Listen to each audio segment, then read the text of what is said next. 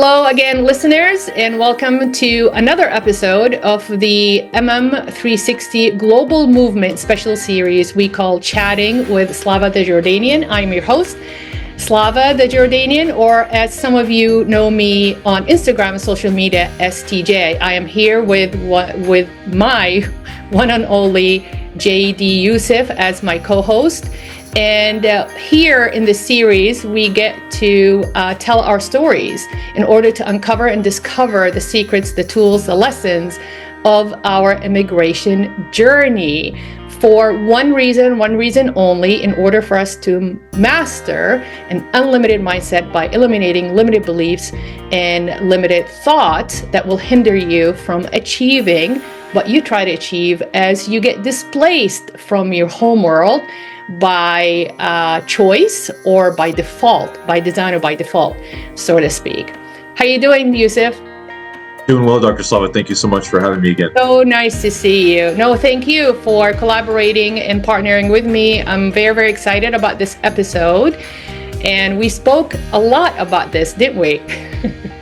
Very, very in-depth. And, I'm really, really interested in getting into the meat and bones of this conversation. So, yeah. Absolutely. So just as a reminder, all these episodes are available on all podcast platforms to be available for you guys to listen to it whenever and wherever you are. Plus, they are going to be available on the YouTube, the MM360 Global Movement YouTube channel. So feel free to like and share. And thank you so much for listening and joining us. All right. So this episode, we decided to incorporate an article that we came across and we read, and it taps into exactly some of the topics that we touched on in the past 3 episodes, or at least the 2 episodes. And that is identity crisis, or identity confusion as an immigrant.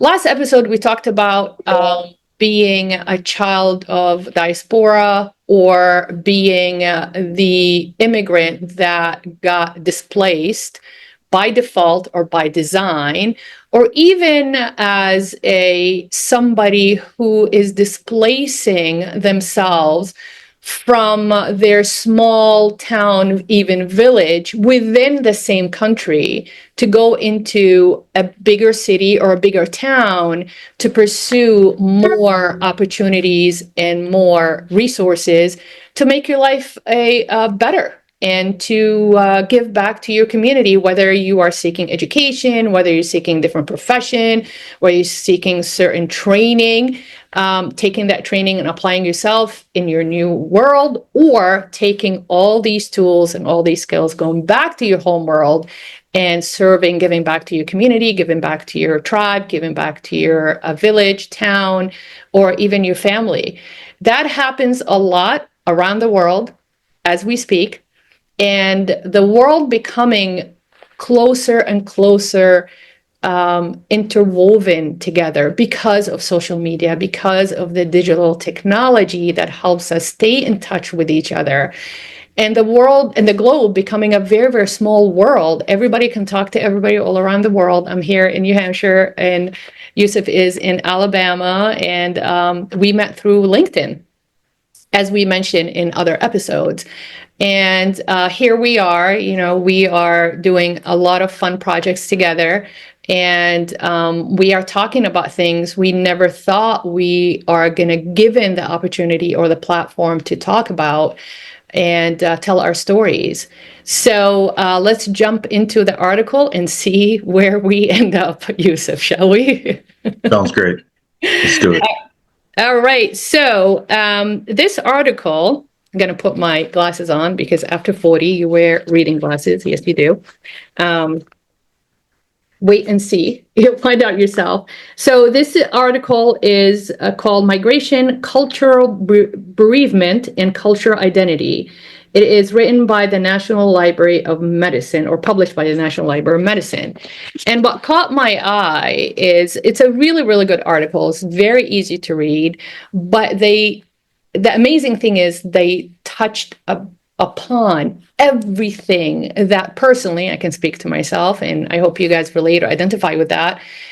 What I have been going through the past 36 years after I left my home world at age 19. I am 55. And I was reading the article, and to be honest with you, it brought tears to my eyes. I'm like, oh my God, finally somebody's putting it in words that really describes how I felt. Because I've been searching for the past maybe 2 years or even 3 years about something that I can read, I can identify with, and makes me feel like, yeah, I wasn't crazy, validating my emotions, validating my thoughts, validating my experience, my challenges. So it was a breath of fresh air. What do you think about the article, Yusuf? Thought it was very, very insightful on many levels. But to your point, it did touch upon a lot of experiences, right? From the first generation to the immigrant to, someone who just came over here at a young age and, is trying to learn how to become an American, right? So, but very, very unique perspective. And by the way, I think this article speaks to not only our story but other people's stories, other immigrant stories. I mean, we're not special, we are, but not in that Yes, respect, you right? are. So, You are very. right. So, but yes, No, I agree with you 100%. Like I said before, whether you are a first generation American or you are first generation American immigrant, whether you even not in America, you're going from Germany to India, whether you're going from Italy to England, believe it or not, there's a huge difference between the culture of Italy and the culture of England. I mean, they are in a different. Well, England is an island, where Italy is in the continent of Europe. But I visited both countries all my life, and even myself mentally, I have to put on a different hat when I am in that country in order to oblige the custom and the culture of that country. Because I visited them since I was a child, so it's part of me. It becomes very natural. But there is a difference. So migration, and by the way, they're saying that in 2026 to 2028, even the United States demographics is going to look so different than what it is right now, because more and more people are going to move within the states, that the population balance is going to change. So even moving through United States, going from Kentucky to California, like you, Yusuf, you were born in California, but you now live in Alabama. Those are two different almost country customs, with their values, their beliefs, the way of life. Don't you agree? absolutely. So, we can talk about an American culture, but then once you're in here, that American culture needs to be dissected because it varies from place to place. You're in New England. First time I experienced that culture, very different. I've never been around, an atmosphere like that. So, but yeah, very, very good point. Yeah, so migration or adaptability or multicultural adaptability, I call it, or some of the experts, they call it multicultural competence. It doesn't have to be completely experienced out of your world. It could be within your world. And I believe that even changing circumstances or having been affected by major life events. Let's give you an example. If somebody gets married, they are somewhere in North Dakota, get married to their high school sweetheart, and that high school sweetheart becomes very career oriented, and he or she, they want to move out of North Dakota to New York City. That's huge, right? So you're taking someone who is, born and raised in maybe a small community, has a certain traditional values and beliefs, to New York City. It's a big city that has a completely different values. And I went to school in New York City. I can say New York City, it's its own world. It's like its own globe compared to the rest of the country, because I lived in California I lived in New York, I lived in New Jersey, now New England.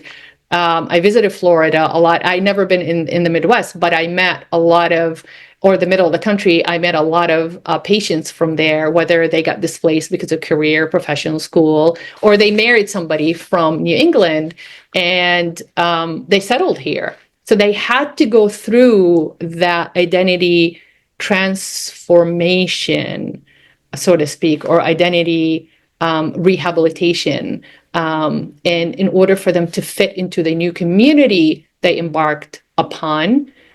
But again, I said it in the last episode, you have some people that they relocate or get displaced by design, but they don't want to conform to that culture. And they create their own world within their world. They don't want to change. And you have the other group that completely strip everything off. I don't want to be in North Dakota. I'm completely a New Yorker. They become a New Yorker. They talk like a New Yorker. They act like a New Yorker. They walk like a New Yorker. And their values have changed because sometimes when you displace yourself by design, so displacing by default, that's a whole different world. Displacing by design, you make the decision to displace yourself. Then you got to ask yourself, do I want to adapt and conform to that new tradition? Or do I want to keep some of this and some of that? I want to be both. So giving that, let's tap into the article. So this is a page that is titled The Cultural Identity. And it says here, it is important to define basic sociologic terms of identity to understand cultural identity. And my understanding to that, there are sociological terminologies that we need to understand, acknowledge in order for us to really discover the process of changing your cultural identity if you wish to do so by design or by default. So it says here, culture is learned and passed through generations and includes the beliefs and value systems of a society. And we tapped into that a little bit last episode about the traditional gender role expectations. So the traditional gender role expectations, the way we discussed it or defined it last time, is whatever the society needs from the individuals, then they set up the traditional gender role expectations. Let's say you have a society, just like make believe, you have a society that they need women as warriors more than men. So then that society puts the standard on women to be trained, martial trained, to be nourished, to be conditioned to fight and to protect that society. If another society is saying that we want all the men to be farmers, right, and they're just farm and produce because that's what the society needs, then the majority of the male in that society expectation is to be farmers. So they get trained as farmers from very young age, the value of farming, the belief that this is the best thing for them. And that becomes part of their blueprint, that that's what the society expects from us. Now, take that. If you shift your society, right, now you tap into a different culture. We need, as an immigrant, that's my advice, before you even consider going into a new culture, again, displace yourself by design or by default, check into what kind of culture expectations are going to be, right? Whether if you are going in as a professor, as a teacher, what are the expectations from teachers? Does that culture need more teachers? Give you a biggest example. Time for a story. My parents, my dad is Palestinian, my mom is Jordanian. They grew up in the same exact town, Asalt. Asalt is a very rural, mountainous terrain town, looks like Sicily, literally. And the highest point in Asalt in Jordan, if you go to the highest point at night, is absolutely gorgeous. You actually can see the West Bank lights, right? So there is a lot of interchangeable cultural beliefs and standards and values between the Palestinian coming from the West Bank into Jordan and from Jordan into the West Bank, because they're neighboring each other. Okay, so when my parents met, they went to the same school. Then my mom ended up in Lebanon for a university. My dad ended up in Egypt for university. Then they went back into Jordan as college graduate, and that's when they met. Now, when my dad had to be displaced by default because it was a turmoil in Jordan about socialism, Marxism, and communism, and had to tone it down a little bit, and he had the opportunity to displace himself, he got rejected, displace himself to Saudi Arabia. Why? Because Saudi Arabia needed teachers. My mom was a teacher. So my dad, in his head, he said, I don't want to go to Saudi Arabia. They're too conservative. There's nothing to do. I am a Jordanian. I grew up in Egypt. He was in Egypt boarding schools from 8th grade all the way through university. So he already has embraced the Egyptian culture, the writing, the libertarian kind of mindset, the entertainment, the theater world. He loved it, right? So he said, okay, I'm going Saudi. He felt like he's going backwards, but Saudi needed teachers. So they got 5-year contract to go to Saudi to calm things down, hoping to go back to Jordan. Fast forward 20 years later, they never went back to Jordan. But what I'm trying to say is Saudi Arabia needed female teachers to build their education, women education system. So they recruited a lot of teachers under one condition. Those teachers had to abide by certain traditional gender role expectations for a female teacher. Now, think about it. My mom was a tomboy, really. She was one of 6 girls. She's number 2. And she was the apple of her father's eye. Very proud of her. Full scholarship from the government into the AUB, and she was pre-med. She was going to go to medical school, and I wrote about the story on my Instagram. She comes back from Jordan by default because her mom passed away at age 37 with kidney failure. She had to go back, and she was hoping to complete medical school. She was going to have a free ride medical school in Canada by the Jordanian government scholarship. The unfortunate circumstances, of course, change her mental status. You know, my dad is a widow. I'm child number 2, child number 1. The first girl is married and she has her own life and children and stuff. And my youngest sister, number 6, my aunt, Khitam, she was 4 years old. So my mom went from Beirut, the Paris of the Middle East.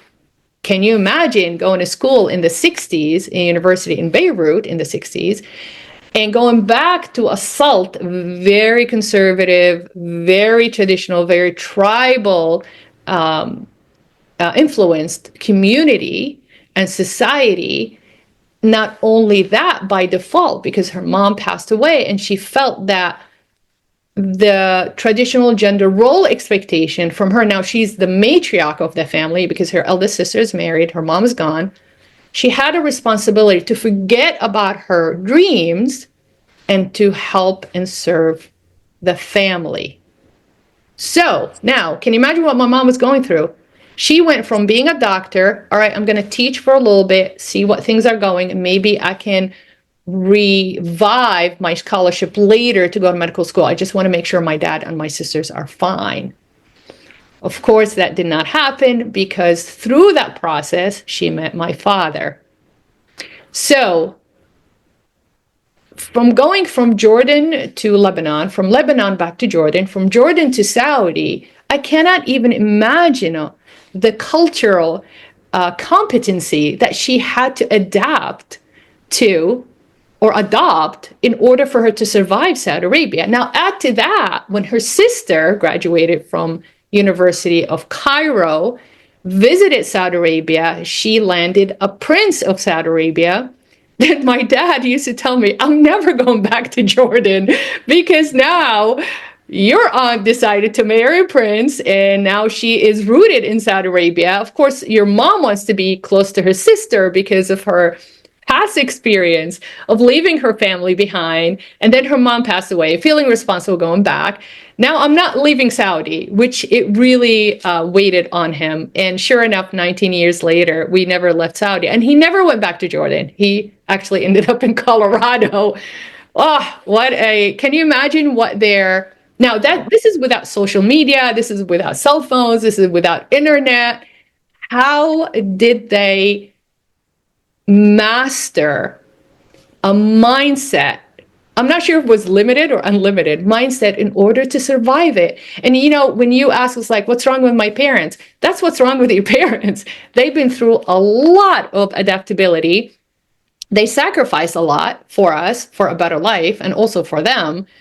That's a lot of skipping around. That's a lot of jumping around. So that's my story, Yusef. What do you think?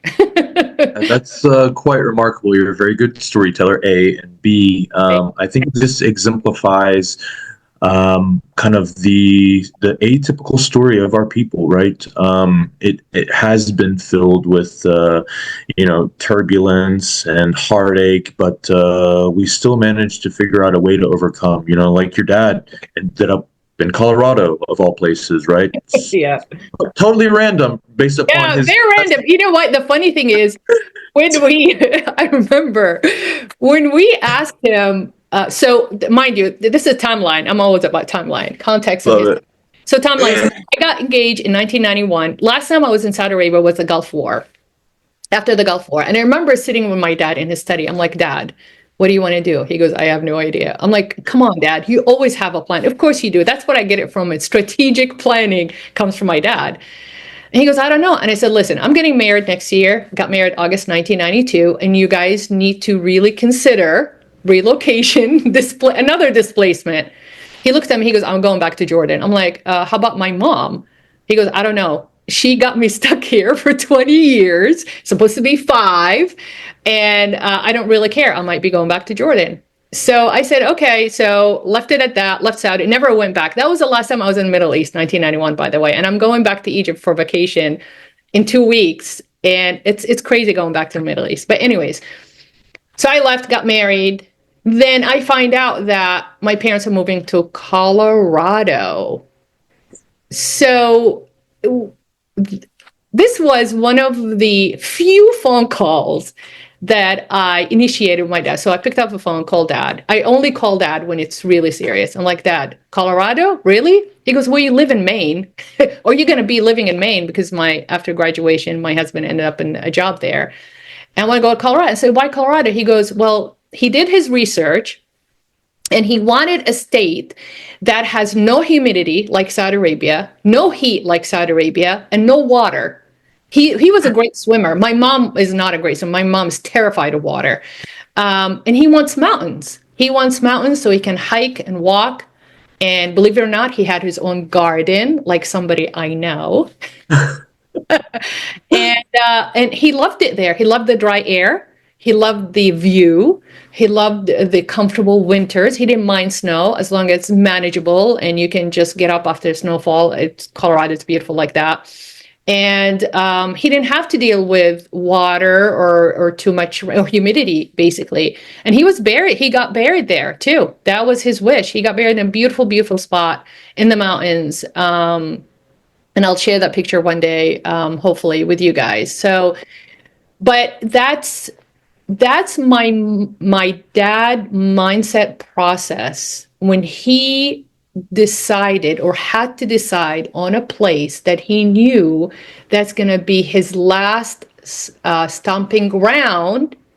He had to find a place that simulates a salt, right? A salt, it was very terrain, very mountainous, very dry, rocky village. I don't know how they build their houses. It literally looks like Sicily. So there's a lot of similarity between a salt geographically, weather-wise. Salt is very dry, barely any snow, no water, and Colorado. So in his mind, he was looking for a place that will nostalgically give him that comfort feel that looks like home, knowing that if anything happens to him, he wants to get buried here. But why not in Jordan? Why not in Jordan? Because we bury within 24 hours, and there's no time for us to ship him. And unfortunately, he died within 3 weeks after diagnosis with GI cancer. But so we had to bury. So we find a cemetery, non-denominational cemetery, and we picked a beautiful spot under a tree facing the mountains, and that's exactly where he wanted to be. But the fascinating mental process behind him deciding of all the places in the world that he traveled to, that he wanted to be, was Colorado. So if that doesn't give you a hint of how an immigrant mind works, no matter where you are, no matter how many places you got displaced to, you always nostalgic to what home looks like and what home feels like. It's fascinating. It's part of your blueprint. I don't think you can do anything to get rid of that ever. So do you have a story? Go ahead, Yusef.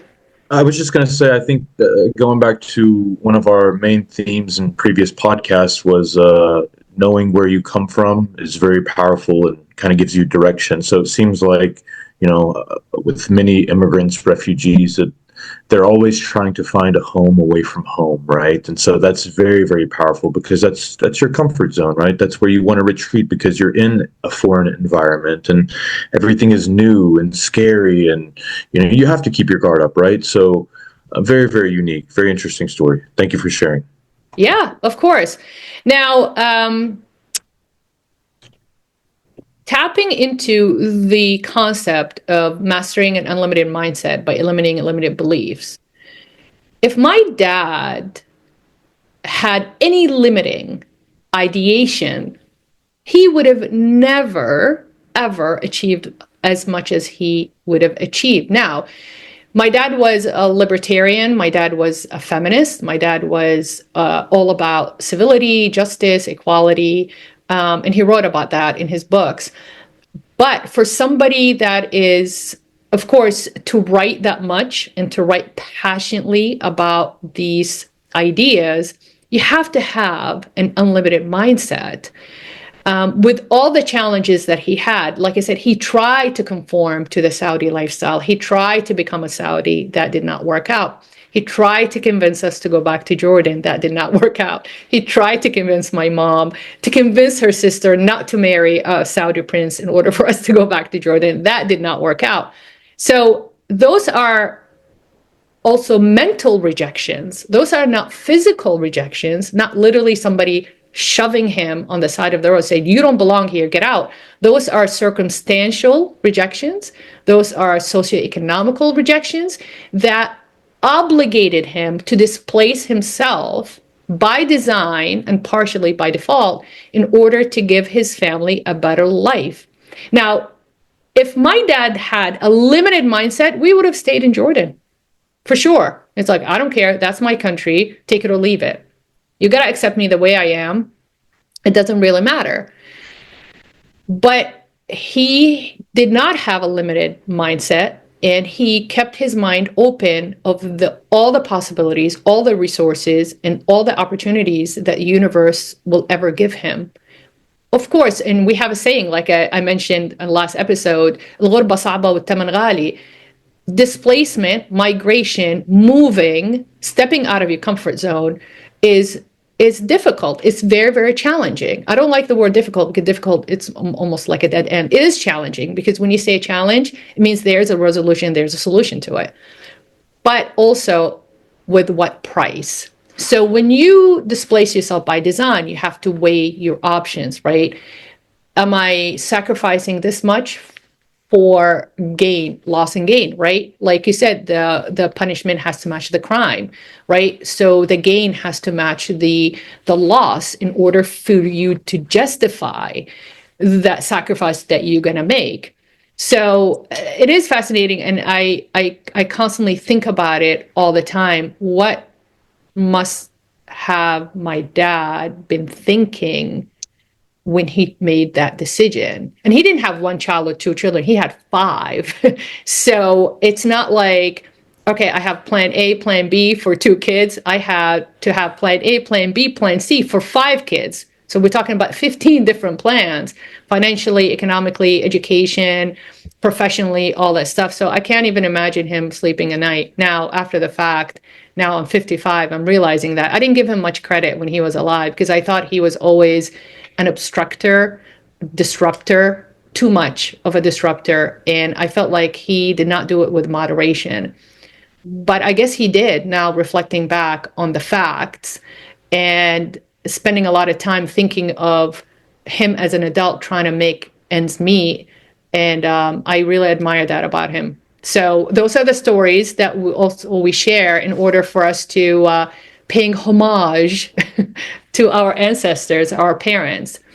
Yusef, do you have a story about your grandparents? First of all, are your grandparents still around, or they have passed? Allah yarhamhum. They have all passed, so All of them thank you. on both ends? Correct. Allah yarhamhum. Yeah, Threes, thank you so much. Yeah. But you know, with looking at my grandparents' story and my parents' story, you know, sacrifice is certainly a part of their DNA, right? As is all immigrants and refugees. But very, very interesting, because my grandmother, although she was here, she never learned English. And, you know, I think people find that fascinating. You know, how is that possible? Been here for so long. Well, again, I think it's staying and finding her community, and just trying to coalesce and learn, and coming to a new land, and coming with 7 kids, right? And so this constant hold on worrying. And so she had 7 kids her own? correct. And they came all together? Nobody was born here? Nobody was born here. So they came with a family of 9? Correct. Okay, and they came to California? They came to Michigan first, and then from Michigan to Alabama. Correct. Okay, sorry, I didn't mean to interrupt. I just No, absolutely. And actually, to that point, not knowing the language, the culture, anything about the United States, the family actually got separated in JFK because What nobody year was knew. that, Yusuf? It was the bicentennial year, 1976, and my mother remembers seeing the 200 everywhere, right? You know, coming to America. So very, very interesting. Yeah. But again, going back to trying to feel comfort and learn, and you know, some people just want to try to build their home away from home. You know, every time my mother or her siblings would go anywhere, she would pick up this, you know, cultural, religious directory that has every person around Palestine mapped out in the United States. And basically, you know, they'd call these communities and basically say, hey, I have somebody coming over. Will you take care of them? They may not know them, but you're still from the community, right? Just, again, tells you about that mindset. So very, very unique.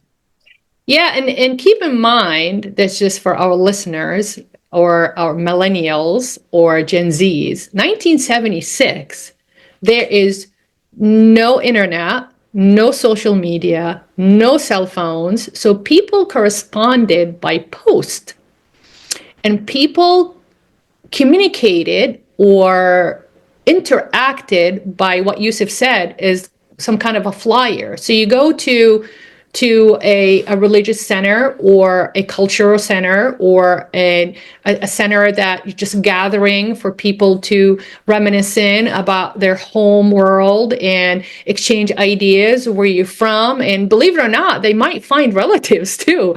Again, the world is very, very small that way. And that's 1976. So that was in Michigan? Correct. Wow. Okay. And then, so can you imagine trying to reach out to communities in order to identify with your home world across the country in 1976? It's unfathomable, honestly. I don't know how people did it. Like I was born in 1969. And now I'm used to having technology. I'm not very tech savvy. Ask my husband. Or am I? And ask Yusuf even, but Yusuf is much gentler about his expression and perception of me with the technology. Um, but can you imagine corresponding can you imagine if you write a letter, if you're in Michigan, and within like the Orthodox Church, and going to a luncheon and meeting somebody, and they said, hey, there's a convention happening in LA. How do you even correspond to that? How do you even reconnect and say, like, I want to go because I want to see other people that just like me, you know? It probably took a lot of planning. It took a lot of hard work, and they needed to put their guards up because you don't know who to trust and what to trust too. Back in the day, especially like right now, as a displaced or as an immigrant, whether displaced refugees. So she came. Your grandmother came with 7 children. How old were they? Do you know? Like, what's the age range? That's crazy. Yeah, so youngest was 5, and the oldest was like, I think 20, 21, something like that. Wow. Yeah. So again, you know, it's funny listening to their experiences, and now a lot of them have already assimilated. The older ones, are more cultured, if you will, right? But going back to that dichotomy of assimilation, and also a term called synchronization is a term we used in religious history, right? So basically the process of either taking on a brand new culture, assimilating, or the process of taking bits and pieces, synchronization of certain cultures. So really, really unique. Yeah, that's very interesting. That I never heard that term before, but it makes a lot of sense. So the culture here, according to this article, is learned and passed through generations and includes the beliefs and value system of a society. We just did that. We just shared stories and we just shared experience in order for us to communicate and exchange the ideas and exchange the lessons, whether we went through or our ancestors went through, in order for us to make this world a better place. One of the things that we're trying to do to make this world a better place by education and by knowledge, okay? We have to decipher between facts and fiction, between sense and nonsense, in order for us to be empowered to fulfill our dreams. Because again, we sacrifice a lot. We leave everything we know and everyone we love behind to pursue a better life, whether, again, displacement by design or displacement by default. If you are displaced by default, like I said, whether it's environmental issues, major life changes, events, political, financial, socioeconomic, agricultural, professional, educational, whatever the reason is, or displacement by design, meaning that you're the type of person that you don't feel satisfied, you don't feel content, you don't feel that you have been empowered where you are right now, whether it's a small town or a big city. Some people even displace themselves from big city to a smaller rural communities, like my in-laws did. So my in-laws came in, my husband was born in Egypt, and my father-in-law grew up on the west bank of the Nile, area called Mahalla or Mansoura. The west bank of the Nile, during the Ottoman Empire, was very, very rich with cotton and wheat production, to the point that the cotton stock was very, very strong. And the Egyptian pound was stronger than the British pound at that time because of the stock value of the cotton production in Egypt. So his family owned a lot of land, but my husband's mom, she came from Cairo, from the tribal community of the outskirts of Cairo. So my husband was born in Giza, Cairo. When they came here, they came on Thanksgiving Day, believe it or not, 1970. And the irony is, I am landing in Egypt for the first time in 2024, Thanksgiving Day, which is Wow. fascinating, right? The irony. So when they came here in 1970, my father-in-law did not want to leave. My mother-in-law wanted to leave because, again, there was so much political turmoil, and that he wanted a better life for Ehab. He wanted better education. He wanted easier life for him, and he wanted somewhere that he can actually flourish with part of the family that are already here. So he applied to the United States, not to Canada, because he had cousins he had family members in Vegas, Nevada, and he had family members in California, and also he had family members in New Jersey. So he got approved to go to Nevada. But when the American embassy looked at the relative that's sponsoring him, their income, it wasn't enough to provide for both families. So they defaulted into the second option, which come New Jersey. He ended up in New Jersey. But my father-in-law used to tell me that I wish I did not leave the way I left. And he loved the United States. In his mind, United States was the best country in the world, the best world ever, the most embracing, inclusive culture when he came in the 70s. Of course, it changed over time, but he didn't want to leave. If it wasn't for my mother-in-law, and put it this way, if my father-in-law married a different person, he would have probably still there in Egypt. Now, the interesting thing, when he retired, he insisted, dug his heels, he wanted to go back to Egypt. And I lived with him during dental school when I went to NYU Dental. And when I heard, just like when I heard my dad want to go to Colorado, I heard my father-in-law going back to Egypt. I'm like, what are you doing? You're going to hate it. He goes, no, it's my country. See, when we get older, we revert back to all these ideation, cultural values, traditional beliefs. We want that tribal connection back. So he took all his retirement money, bought a condo in Alexandria on the water, absolutely gorgeous, fully furnished. 2 years he lasted. We were living in Maine, and we thought he's like, I want to come back. I want to come back. Sure, you can come and visit. He came in and dropped his bag. He goes, I'm not going back. I'm like, what just happened? He goes, he sold everything. He sold the condo. He sold the furniture. He came back with his luggage, almost like the 1970 episode, right? Because I don't think he felt like he belonged there after the fact, that he was so, like you said, so culturalized by the United States culture and custom after many, many decades being here in the United States. Some of his friends went back and they simulated, right? They went back, they had his families, their kids going back and forth visiting. They just retired there. My father-in-law couldn't do it. But that's a personality thing. That's not a cultural thing. He tried for 2 years to engulf himself back into the culture, back into the customs. He hated the way they did things. He said, nothing is easy. I couldn't get a driver's license. Everybody was busy with their lives. The roads are really hard to drive. It was just hard to get even a phone installed into, because you have to go through so many channels, because the system is different than here. Here is so easy, straightforward. Over there, you have to go through different channels.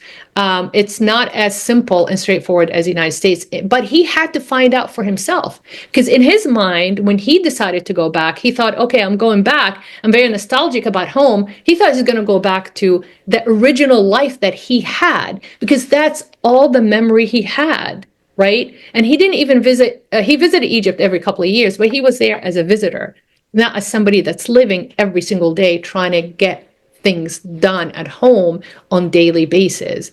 So that was very fascinating. It's almost like the opposite. My dad did not want to go back to Jordan. He ended up Colorado. My father-in-law insisted to go back to Egypt because he was so nostalgic and melancholy about going back, and he missed it so much. He's like, well, I have one child. He's married. He's all settled. Why am I sitting here for There's no reason for me to stay. I want to go back to give back to my community and be spending the rest of my life with my family, making up for all the time that I have missed because I had to sacrifice my residency in Egypt in order to give my child, my only child, a better life.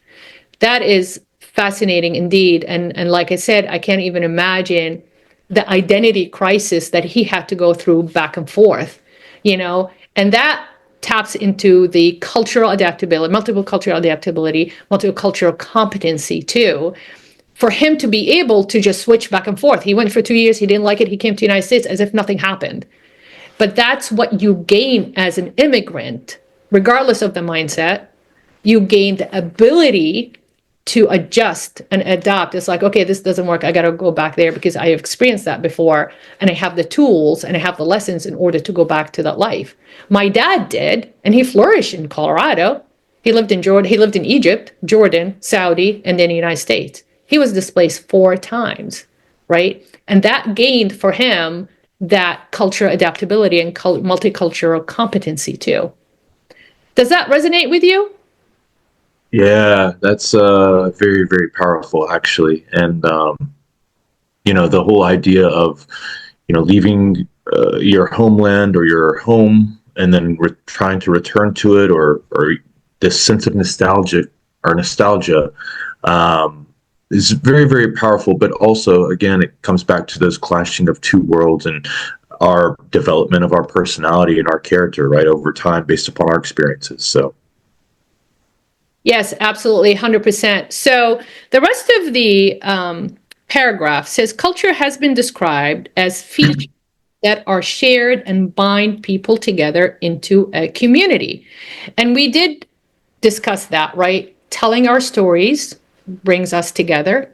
Sharing our experiences brings us together. Talking about our journey challenges brings us together. So what we're trying to create this culture of migrants and migration experience in order to help whoever is considering whether you're moving from your comfort zone within the same country, displacing by design, or you are coming from a whole different world, your new world, into your home world, into the new world, being displaced by design or being displaced by default. So whether internal or international, domestic or international, the displacement can have 2 types, in my opinion. Do you agree, Yusuf? Absolutely.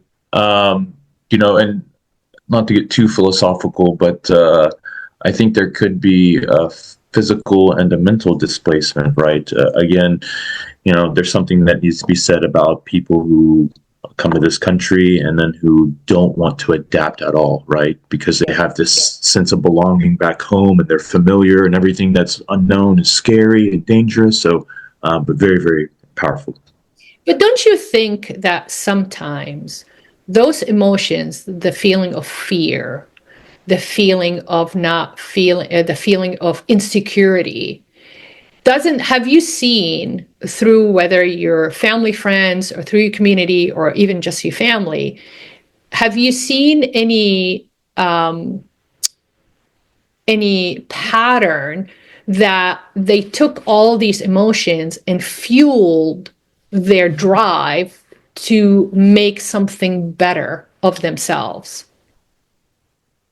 Yeah, and that's the majority story of our people, refugees, immigrants, right? Again, I learned this from you. This rejection is redirection, right? So again, closed door isn't a closed door to us. It's just a fact, right? And if you talk to another person who doesn't come from this immigrant or refugee background, closed door is a closed door. They don't try to press on, or turn the knob. It's almost like it was written for them, right? Well, it's not our story. We just keep going, and it is what it is. And I guess final failure and ultimate, I guess ultimate failure is death. You can't come back from that. So anything else you can come back from. Yeah, but I think it really depends who is defining the ultimate failure. Because from my generation, back in my day, and living, my generation, and living in Saudi Arabia, failing is not an option because that is part of the traditional role expectation, not gender expectation, just a role expectation as immigrant. Because, they look at you as, hey, you sacrificed everything. The price was really high. And you tell me you failed, so this was all for nothing. So that mindset puts a lot of pressure on our well-being too, that we have to perform. Not only we have to perform, we have to overperform everybody else, to overcompensate. Because remember, we're coming in this new world. There's stereotype, there's a stigma, the challenge of stigma. We have to champion the stigma, right? So as we understand, and we hear it when we are in our home world, don't go there, they're going to judge you. Don't go there, they don't like people like us, right? And that puts a lot of beliefs and value in our mindset. And then you start either creating a limited mindset, or you say, you know what, I'm not going to believe it. I want to go experience for myself. I want to generate a proof for myself that this is not going to work, with the thought of failure is not an option. Failure is not an option because I sacrifice everything. This has to get done.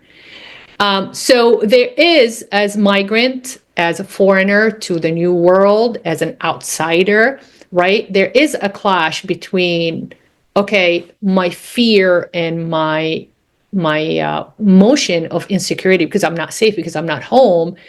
Is that going to feed my drive to help me accomplish what I need to accomplish, or is it going to be a hindrance to my accomplishments? And really depends on your personality style.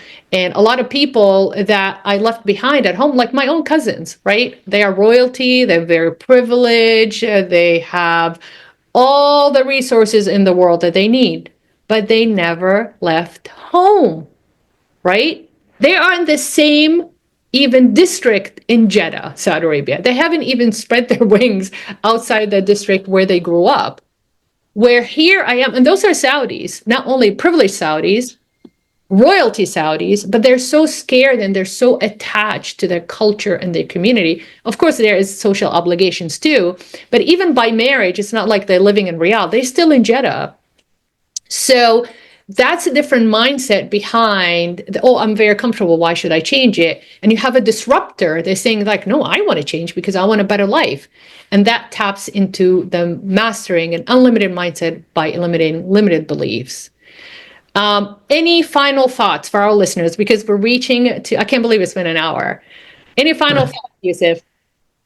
No, I think this was very enlightening, and sheds light on multiple topics within this cultural identity subtopic, right? So, but again, this is ever evolving, and it's part of our story. So I love it. So thank you. Yeah, you're more than welcome. Now, speaking of identity, according to this article, identity is the totality of one's perception of self, or how we as individuals view ourselves as unique from others, right? So that's it. So the culture is basically the expectation of society towards us. Whether you are a newcomer or you are native, you're trying to move within your community. But the identity is your perception of yourself and how people are going to look at you. And that taps in what Yusef have just said. You have some people that have total simulation, and you have people that they go the other way because they don't feel, that's a perception of themselves. My father-in-law conducted a very traditional household in New Jersey, right? And most of his Arab friends or Egyptian friends, Palestinian friends, Lebanese friends have had the same idea, that generation. Now, when I met my generation, Gen X, they're a little bit different. They wanted the hybrid. They wanted to maintain that cultural identity, but with a little modern twist to it. The way they raise their kids, the way they feed their kids, the way they decorate their homes, the way they put pressure on the kids to learn Arabic and to go to the mosque or the church, or, or not even worshiping at all. that was a huge thing with my generation. We were basically the fork in the road to say, do I want to stick to the traditional cultures, or I want a different life than my parents? But that's the difference between culture and identity, and I'm sure we're going to tap into it later, because it's all very tightly interwoven with what we are all about as people. So I just want to thank all the listeners for hanging out with us, chatting with Slava the Jordanian.